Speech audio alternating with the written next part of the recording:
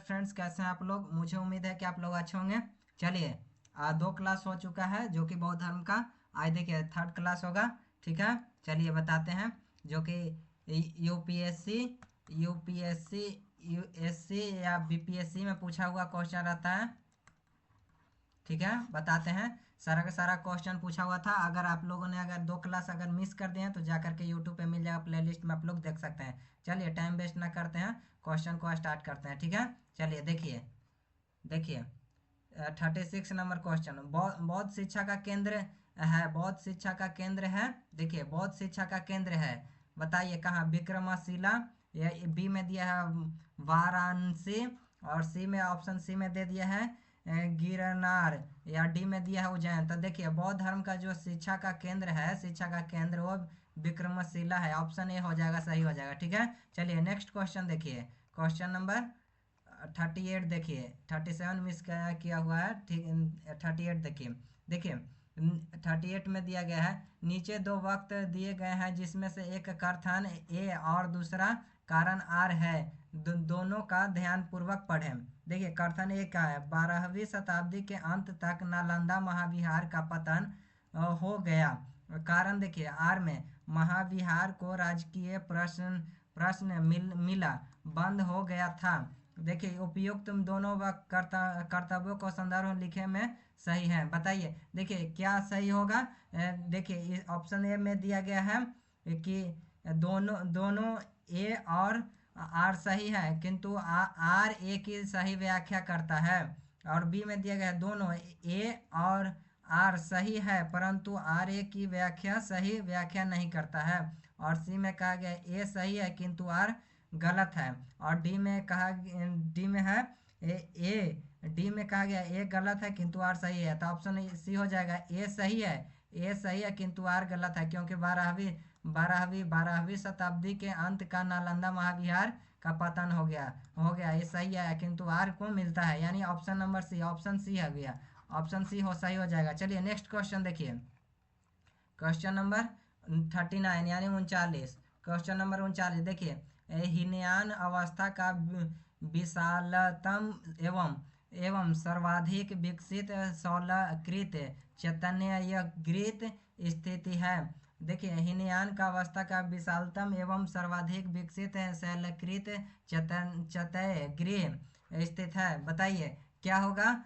देखिए, option A में दिया गया है पीतलखोर में, या बी में दिया है जुनार में, और सी में दिया गया है काले में, और डी में दिया गया है आपका बोडसा में। तो ऑप्शन देखिए, पूछा गया है UP R O A R O में भी पूछा गया है, प्री 2014 में पूछा गया, प्री 2014 में क्वेश्चन पूछा गया। तो ऑप्शन हो जाएगा आपका सी हो जाएगा, काले में। ऑप्शन सी हो जाएगा क्योंकि हीनयान अवस्था था ये, ऑप्शन सी काले में हो जाएगा। ठीक है, चलिए नेक्स्ट क्वेश्चन देखिए।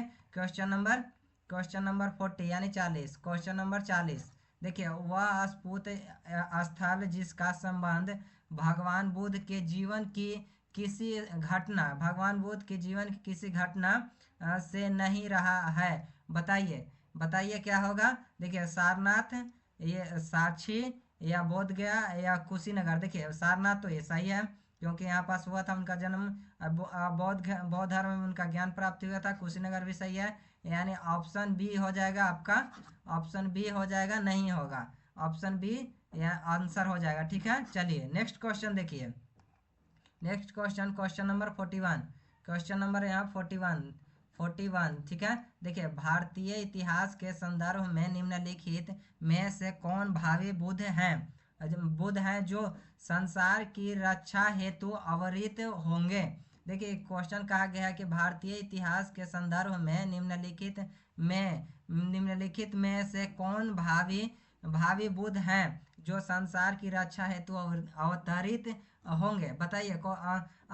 ऑप्शन देखिए, आंसर ऑप्शन में देखिए, ऑप्शन में हो जाएगा आपका अवलोकेतेश्वर, या लोकेश्वर, या मैत्रेय, या पद्मा पानी, यानी ए बी सी डी।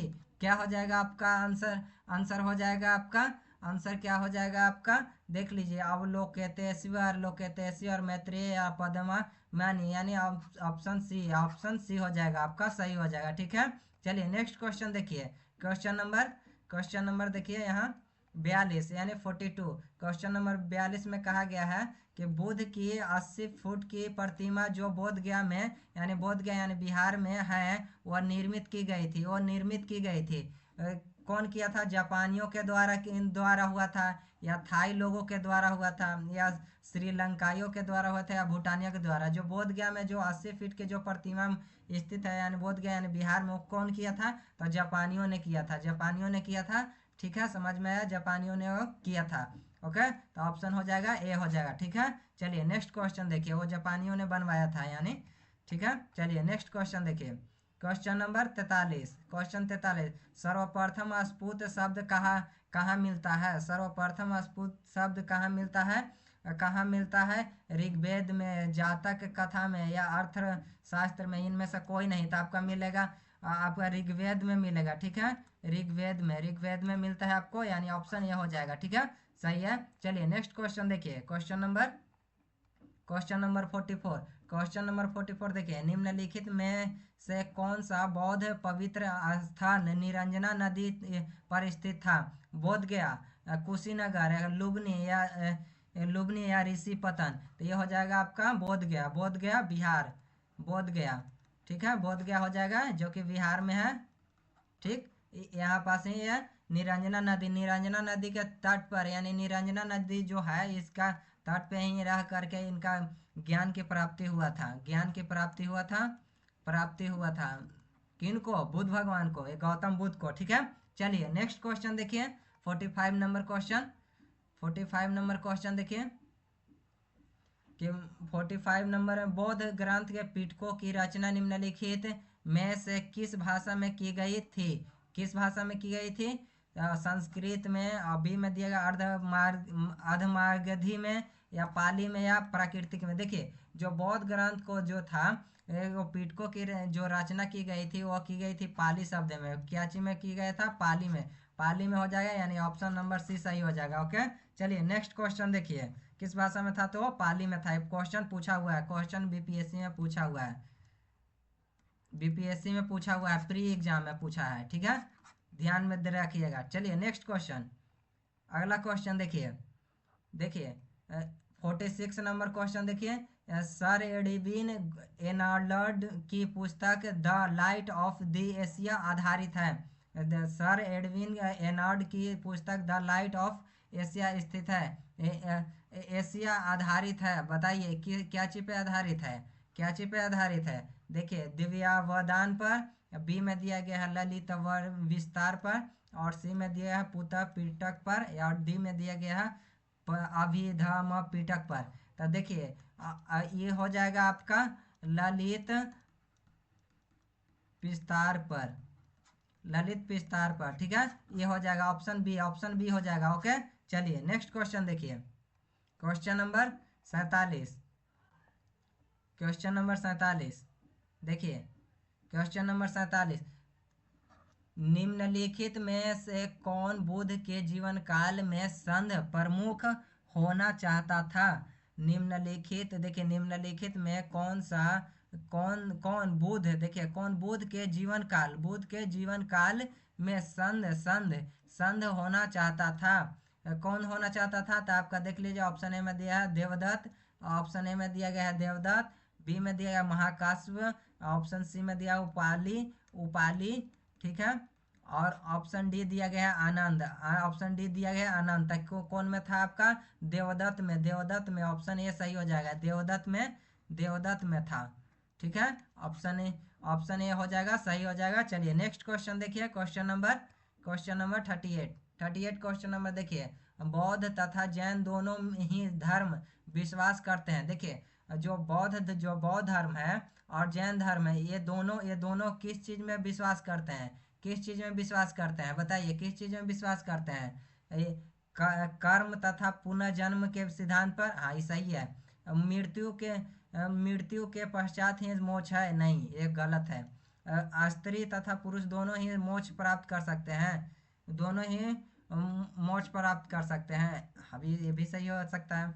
और जीवन में मध्य मध्य मार्ग सर्वश्रेष्ठ है। तो देखिए बौद्ध तथा जैन दोनों धर्म में विश्वास करते हैं, यानी बौद्ध धर्म दोनों, जैन में, दोनों में विश्वास करने वाला मात्र एक ही है, यानी ये जो कि कर्म कर्म तथा पूजन है, यानी कर्म कर्म तथा पुनः पुनः जन्म पुनः जन्म के सिद्धांत, पुनः जन्म के सिद्धांत सिद्धांत सही है। पुनः जन्म कर्म के सिद्धांत सही है, यानी ऑप्शन ए हो जाएगा। ठीक है, यानी दोनों में कॉमन है, यानी बौद्ध धर्म और जैन धर्म दोनों में विश्वास कर जो होता है वह दोनों होता है। ठीक है, चलिए देखिए 49 नंबर क्वेश्चन में कहा गया है कि सारनाथ में अपना प्रथम प्रवचन किसने दिया। जो सारनाथ में अपना प्रथम प्रवचन किसने दिया, प्रवचन यानी किसने दिया था। ए में दिया गया है महावीर ने, बी में शंकराचार्य ने, या सी में महात्मा बुद्ध ने, या गुरु नानक ने, या डी में गुरु नानक ने। तो हम बता दें आप लोग के सारनाथ में अपना प्रथम प्रवचन, जो सारनाथ में पहला जो प्रवचन दिए थे वो महात्मा बुद्ध ने दिए थे। महात्मा बुद्ध ने दिए थे, महात्मा बुद्ध ने दिए थे, यानी ऑप्शन सी हो जाएगा सही। ठीक है, चलिए नेक्स्ट क्वेश्चन सही देखिए।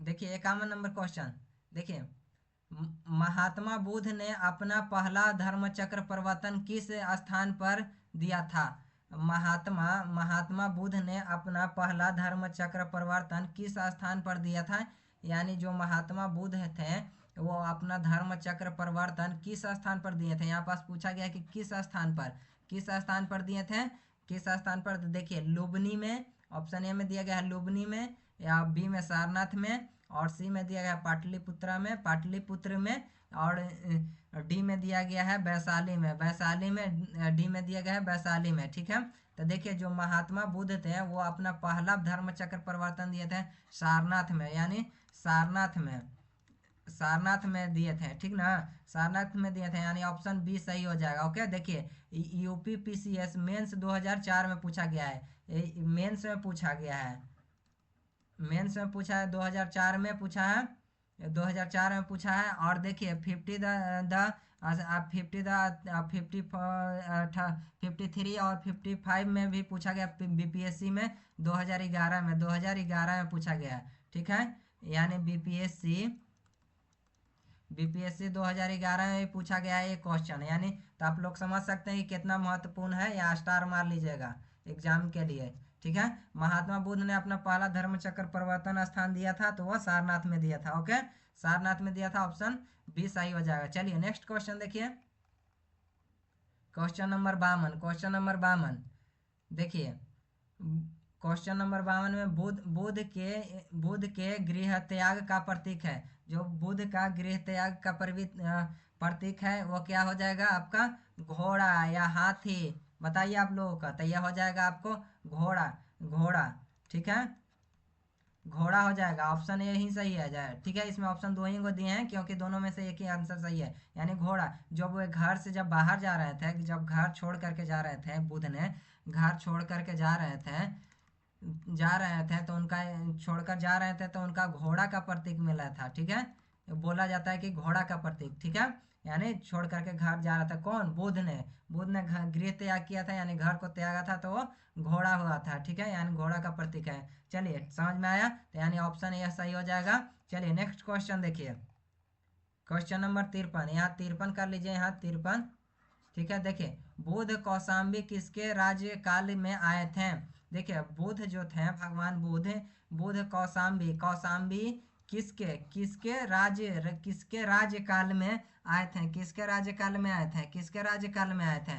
ऑप्शन ए में दिया गया सतानीक में, या उदयन में, या ऑप्शन सी में दिया बोधि में, या निरछू में। तो बता दें कि उदयन में आए थे, ऑप्शन बी हो जाएगा। ठीक है, जो कि कौशाम्बी में भी स्टार मार लीजिएगा। ओके, देखिए बुद्ध कौशाम्बी किसके राज्यकाल में आए थे, तो वो उदयन के काल में आए थे। चलिए नेक्स्ट क्वेश्चन देखिए, क्वेश्चन नंबर 54 देखिए, भारत में पहले जिस मानव प्रतिमाओं को पूजा गया वह थी, वह थी जो भारत में पहले जिस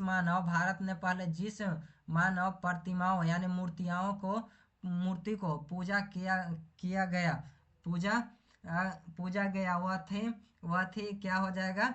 वह थी, ऑप्शन देख लीजिए, या ब्रह्मा की, या विष्णु की, या बुध की, या शिव की। ठीक है, तो देखिए सबसे पहले जो पूजा किया गया था वो ब्रह्मा के, विष्णु के, बुध के, या शिवा के थे। हम बता दें आपको आप जानकारी के लिए कि ये बुध के सबसे पहले पूजा किया गया था, यानी बुध के। ठीक है, यानी ऑप्शन सी हो जाएगा, ऑप्शन सी सही हो जाएगा। ठीक है, ऑप्शन सी सही है आपका। ठीक है, ये सबसे पहले पूजा गया था। ओके, चलिए नेक्स्ट क्वेश्चन देखिए।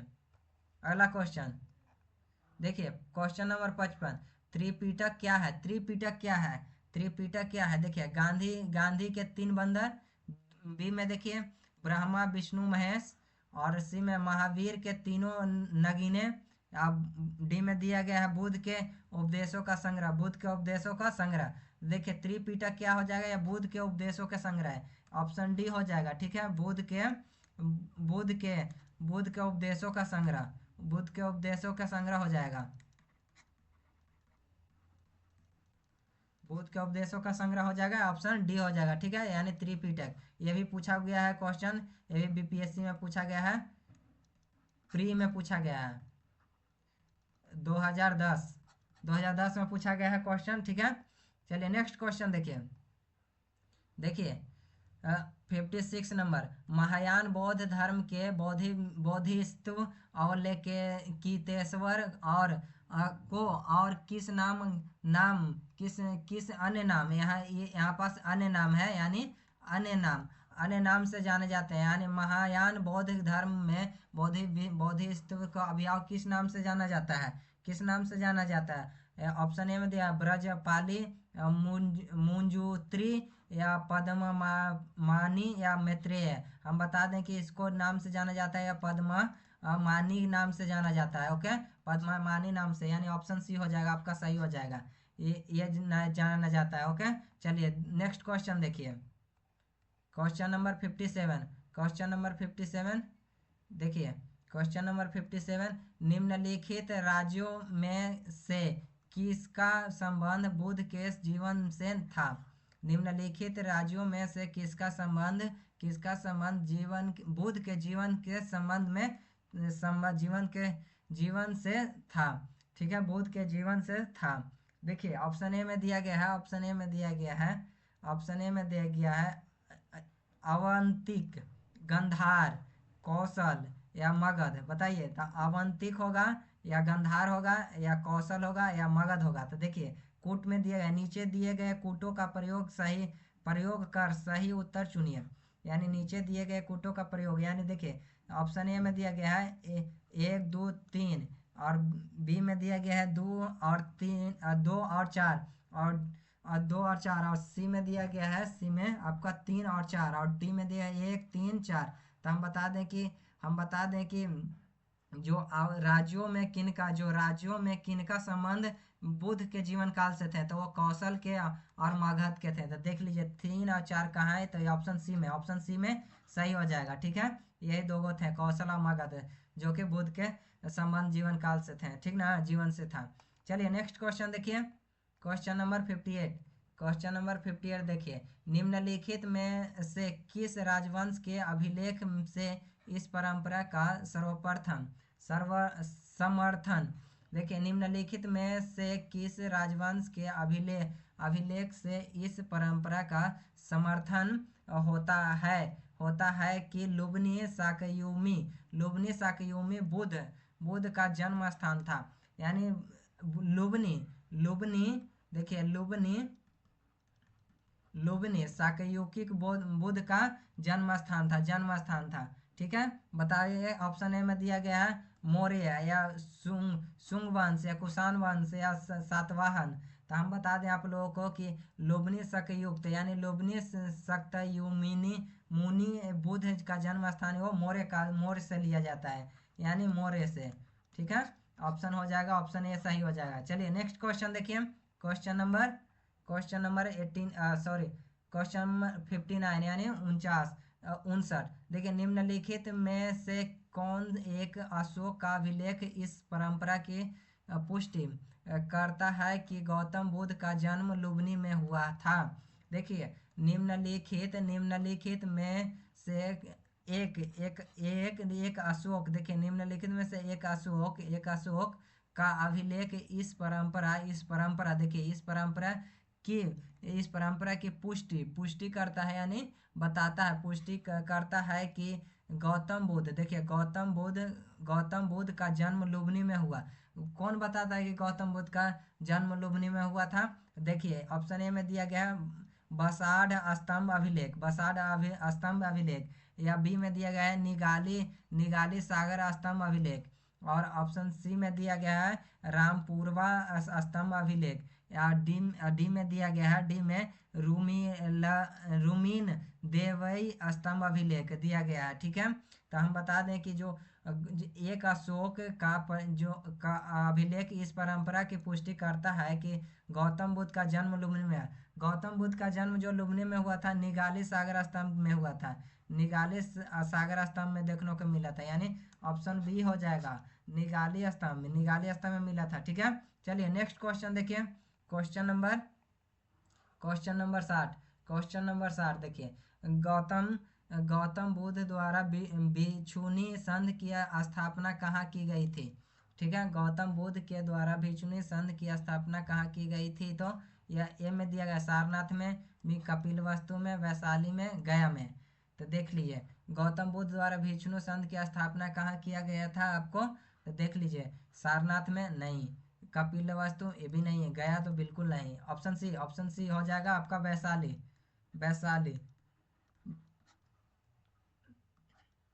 वैशाली हो जाएगा। गौतम बुद्ध द्वारा भिक्षुणी संघ की स्थापना कहाँ की गई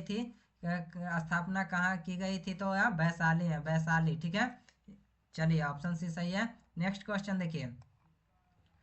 देखिए 60 नंबर क्वेश्चन, 61 नंबर क्वेश्चन देखिए, निम्नलिखित में से किस बौद्ध ग्रंथ में संघ जीवन के नियम प्राप्त होते हैं? निम्नलिखित में से किस बौद्ध ग्रंथ किस बौद्ध ग्रंथ में देखिए संघ जीवन के नियम प्राप्त होते हैं? देखिए, दीर्घ निकाय, या विनय पिटक, या अधीम पिटक, या विभाषा शास्त्र। तो देखिए, बताइए कौन में होगा आपका बताइए कौन में होगा आपका? दीर्घ निनायक, या विनय पिटक, या आपका अधीम पिटक, या विभाषा शास्त्रक में हो जाएगा आपका। तो बताइए कौन में होगा आपका? तो हम बताएं आपको कि ये विनय पिटक में होगा, विनय पिटक कहाँ है विनय पिटक? ऑप्शन बी में हो जाएगा आपका, सही हो जाएगा। निम्नलिखित बौद्ध ग्रंथ में संघ जीवन के नियम प्राप्त हैं, जो नियम प्राप्त हैं वो कहाँ? विनय पिटक में, ऑप्शन बी सही हो जाएगा, ऑप्शन बी सही हो जाएगा। ठीक है, चलिए नेक्स्ट क्वेश्चन देखिए, क्वेश्चन नंबर, हाँ देखिए, ये क्वेश्चन जो था, ये क्वेश्चन पूछा हुआ क्वेश्चन था। चलिए देखिए 63 नंबर क्वेश्चन, 63 में कहा गया है, 63 में कि 63 में भगवान बुद्ध की प्रतिमा कभी कभी एक हस्तमुद्रा युक्त दिखाई गई है। कभी भगवान बुद्ध की प्रतिमा कभी कभी एक हस्तमुद्रा युक्त दिखाई दी गई है, जिसे भूमि स्पर्श मुद्रा कहा जाता है, कहा जाता है। यह किसका प्रतीक है? देखिए, ऑप्शन ए में दिया गया है मार पर दृष्टि रखने एवं मार्ग पर दृष्टि रखने एवं अपने ध्यान में विधान डालने से मार को रोकने के लिए युद्ध का धरती का आह्वान। ऑप्शन बी में दिया गया है, यहाँ मार होगा। यहाँ देखिए, मार के प्रलोभनों के बावजूद अपनी सुचिता और शुद्धता का साक्षी होने के लिए शुद्ध पर धरती का आह्वान था। ऑप्शन सी दिया गया है, बुद्ध का अपने अनुयायियों को स्मरण कराना कि वे सभी धरती से उत्पन्न होते हैं और अंततः धरती में विलीन हो जाते हैं। अतः जीवन, यहाँ होगा जीवन, जीवन जीवन यहाँ होगा जीवन, जीवन संक्रमणीय। तो अब देखिए ऑप्शन हो जाएगा आपका, देखिए भगवान बुद्ध की प्रतिमा कभी कभी एक हस्तमुद्रा युक्त दिखाई गई है जिसे भूमि स्पर्श मुद्रा कहा जाता है। यह किसका प्रतीक है? तो आपका हो जाएगा यह मार्ग के प्रलोभनों के बावजूद अपनी सुचित्रा और शुद्धता का साक्षी होने के लिए बुद्ध का धरती का आह्वान। ठीक है, चलिए नेक्स्ट क्वेश्चन देखिए, क्वेश्चन नंबर 60। चलिए यहाँ देख लीजिए, महात्मा बुद्ध का महानिर्वाण कहाँ हुआ था? लुम्बिनी में। देखिए क्वेश्चन आ गया है, महाबुद्ध का महानिर्वाण कहाँ हुआ था? लुम्बिनी में, बोधगया में, कुशीनगर में या कपिलवस्तु में? नहीं, लुम्बिनी में हुआ था, लुम्बिनी में हुआ था। ठीक है, ये पूछा गया क्वेश्चन, स्टार मार लीजिएगा, लुम्बिनी में हुआ था, इनका जन्म मिशन सब लुम्बिनी में ही हुआ था। ठीक है, ऑप्शन ए हो जाएगा सही। पूछा गया है बीपीएससी प्री 2020 में, 2020 में, 2020 में, एक 2011 में। ठीक है, यहाँ लुम्बिनी में हुआ था। चलिए नेक्स्ट क्वेश्चन देखिए, 64 नंबर। बुद्ध ने अपने सर्वाधिक उपदेश दिए थे कहाँ? वैशाली में, श्रावस्ती में, कौशाम्बी में या राजगीर में? कहाँ दिए थे आपका? यूपीपीसीएस में 2011 में पूछा गया है, 2011 में पूछा गया है, बताइए कहाँ होगा? बुद्ध ने सर्वाधिक उपदेश दिए थे वैशाली, श्रावस्ती, कौशाम्बी या राजगीर? कहाँ दिए थे? तो श्रावस्ती में सबसे ज्यादा बुद्ध ने उपदेश दिए थे और श्रावस्ती में ऑप्शन बी हो जाएगा। ठीक है, चलिए नेक्स्ट क्वेश्चन देखिए, क्वेश्चन नंबर 65। यहाँ देखिए, भारत के धार्मिक इतिहास के संदर्भ में निम्नलिखित कथनों पर विचार कीजिए।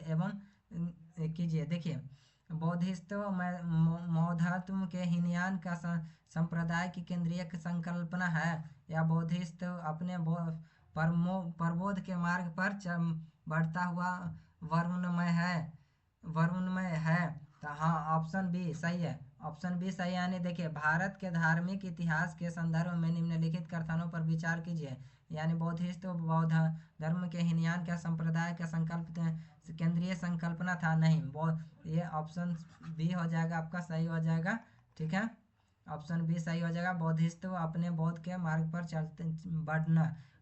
अपना मार्ग पर बढ़ता हुआ करुणमय है, यानी अपना मार्ग जो इन लोग का जो मार्ग है बौद्ध धर्म का, उसी पर चल लेते थे, यानी उसी रास्ते पर चढ़ते थे और आगे बढ़ते थे। आज भी बौद्ध धर्म बहुत आगे हो चुका है, बहुत विकसित हो चुका है। चलिए, मुझे उम्मीद है कि आप लोगों को समझ में आया होगा। मिलते हैं नेक्स्ट वीडियो में।